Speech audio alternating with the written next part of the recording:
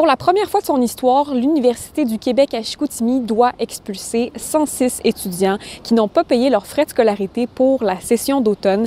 Bonjour les amis, j'espère que vous allez bien. De mon côté, ça va super bien. Dans la vidéo d'aujourd'hui, j'aimerais vous faire un petit rappel en vous disant que lorsque vous venez étudier au Canada, vous devrez vous mettre en tête que les établissements d'enseignement au Canada sont des entreprises. Ils sont là pour vendre des services. Ils vont vous vendre des cours qui vont vous permettre d'acquérir des connaissances, des compétences que vous allez mettre en pratique soit dans votre pays ou ici au Canada. C'est-à-dire que la formation que vous allez suivre est payante. Donc, c'est comme un partenariat gagnant-gagnant. Vous payez pour la formation, vous obtenez les connaissances et les compétences pour pouvoir les utiliser. J'insiste une fois de plus en vous disant que quand vous voulez venir étudier au Canada, vous devez vous préparer financièrement. Quand je parle de financièrement, vous devez vous assurer d'avoir la totalité au moins de vos frais de scolarité. Si tu as une formation de 3 ans et que une session coûte 10 000 $, donc tu vas faire 10 000 $ fois 3 ans. Dans 3 ans, tu as environ 6 sessions. Tu dois avoir au moins 60 000 de disponibles.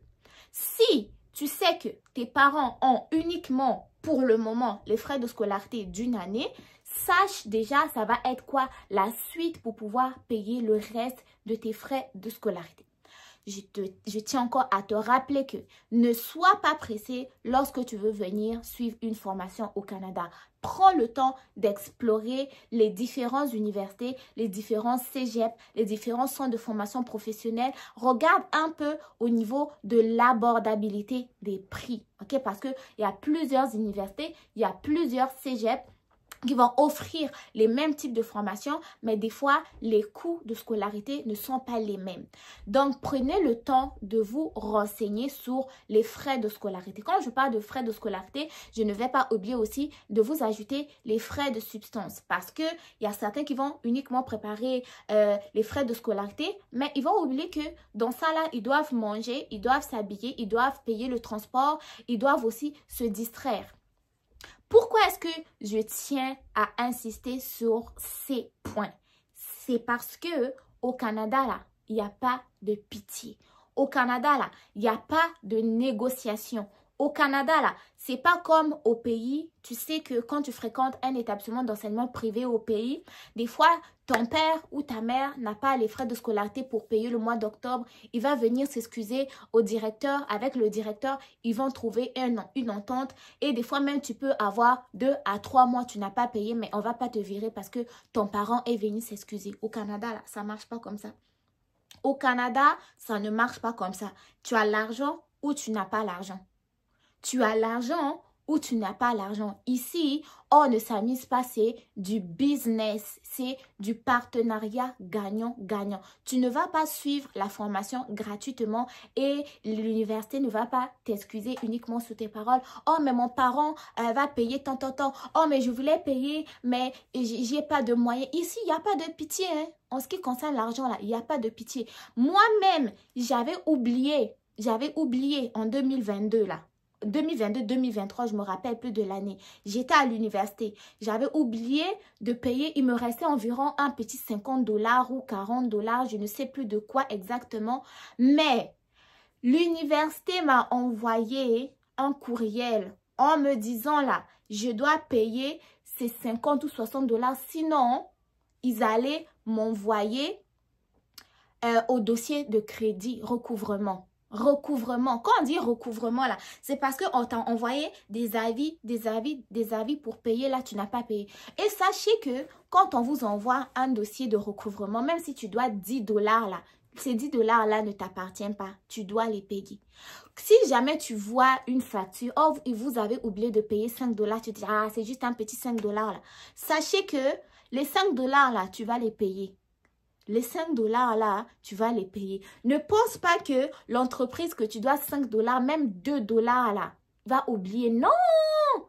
Chaque centime ici là, que tu dois là, tu vas le payer. Si tu envoies des rappels 1 mois, 2 mois, 3 mois, tu n'as pas répondu, ils vont t'envoyer au recouvrement. Quand on t'envoie au recouvrement là, c'est ton dossier de crédit qui est en train de se tâcher. Je fais cette vidéo, pourquoi? Parce que sachez qu'il y a 106 étudiants qui viennent d'être expulsés de l'UQAC à cause qu'ils n'ont pas payé les frais de scolarité. Quand je parle de l'UQAC, c'est l'Université du Québec à Chicoutimi. Je vous laisse voir ce petit... Une décision qui dérange plusieurs personnes, plusieurs étudiants qui vivent de la détresse psychologique. Certains devront aussi retourner dans leur pays d'origine. Cette situation, c'est vraiment pénible pour eux en ce moment. Ce n'est pas de dire qu'ils ne peuvent pas payer, c'est juste de dire qu'ils ont juste besoin d'un peu plus de temps pour... Donc, comme vous venez de voir, les 106 étudiants ont été expulsés parce qu'ils n'ont pas payé les frais de scolarité. Donc, les gars, si vous voulez venir étudier là, pensez aux moyens de paiement. Si ton père a dit que il va t'envoyer l'argent telle date, à qui ils envoient l'argent telle date. Parce que si l'université te dit, si tu ne payes pas, on va t'expulser, sache qu'ils vont t'expulser. Ici, la pitié ne fonctionne pas.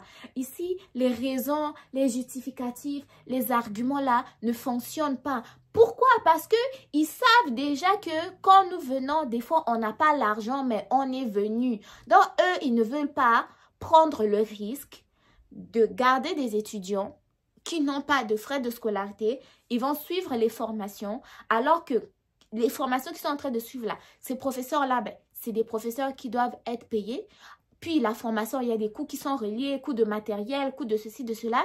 Et l'université vient de dire qu'il est déjà en déficit. Donc, le fait que l'université est en déficit là, pensez-vous que l'université va encore garder plus de 106 étudiants qui ne payent pas, qui ne vont pas payer?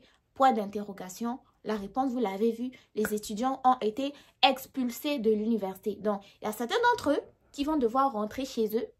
Il y a certains d'entre eux, s'ils trouvent des solutions, peut-être qu'ils vont reprendre des cours. Et pour ceux qui sont expulsés, qui vont rentrer dans leur pays, est-ce que cela va avoir un impact sur leur future demande, soit de visa étudiant, visa visiteur, visa de travail, je ne sais pas. Parce que quand tu fais ta demande de visa, de permis d'études, tu démontres que tu as assez de moyens pour payer ta scolarité, tu as assez de moyens pour te prendre en charge. Mais si tu avais de l'argent pour payer tes frais de scolarité, te prendre en charge, on ne t'aurait pas expulsé. Donc, si tu es arrivé, tu n'as pas réussi à payer tes frais de scolarité, ça veut dire que tu as peut-être menti. Donc, est-ce que cela va avoir un impact sur ta future demande de permis d'études, permis de travail ou permis de je ne sais quoi? Point d'interrogation. Et ces étudiants-là qui viennent d'être expulsés, quand ils vont rentrer dans leur pays, quel sera leur avenir? Certains d'entre nous, quand nous venons au Canada, nos familles font beaucoup de sacrifices. Il y en a qui vont vendre des parcelles, il y en a qui vont s'endetter, il y en a qui vont prendre des prêts, il y en a qui vont faire toutes sortes de choses pour pouvoir envoyer leurs enfants au Canada. L'enfant vient, l'enfant est expulsé, l'enfant revient les mains vides, tout l'argent qu'il avait mis dans les procédures d'admission, procédures de permis d'études, CAQ parce qu'ils sont au Québec, permis d'études, oui, données biométriques, tout ce qui était matériel pour étudier, le billet d'avion, les premiers frais de substance, même si, en fait, comment est-ce que ça va se passer?